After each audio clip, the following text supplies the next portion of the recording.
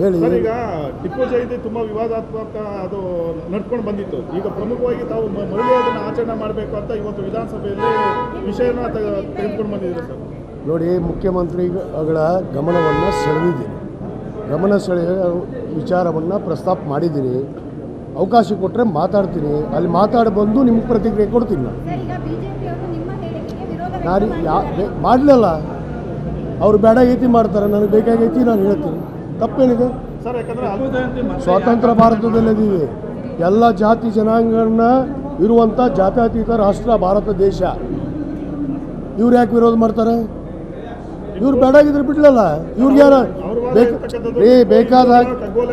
ಬೇಕಾದಾಗ ಇದೇ ಯಡಿಯೂರಪ್ಪನವರು, ಜಗದೀಶ್ ಶೆಟ್ಟರು ಅವ್ರ ವೇಷ ಭೂಷ ಧರಿಸಿ ಟಿಪ್ಪುನ ಖಡ್ಗ ಹಿಡಿದಿದ್ರು ಕೈಯಲ್ಲಿ. ಅವಾಗ ಬೇಕಾಗಿತ್ತಾ? ಈಗ ಬೇಡಾಗಿದೆಯಾ? ಸುಮ್ಮನೆ ವಿವಾದಾತ್ಮಕವಾಗಿ ದೇಶಕ್ಕೆ ಸ್ವಾತಂತ್ರ್ಯದಲ್ಲಿ ಹೋರಾಟ ಮಾಡಿಲ್ವಾ ಅಲ್ಪಸಂಖ್ಯಾತರು, ಮುಸ್ಲಿಂ ಬಂಧುಗಳು? ಸುಮ್ಮನೆ ಮಾತಾಡೋದು. ನಾನು ಒಳಗಡೆ ಮಾತಾಡಿಬಿಟ್ಟು ನಿಮ್ಗೆ ಪ್ರತಿಕ್ರಿಯೆ ಕೊಡ್ತೀನಿ.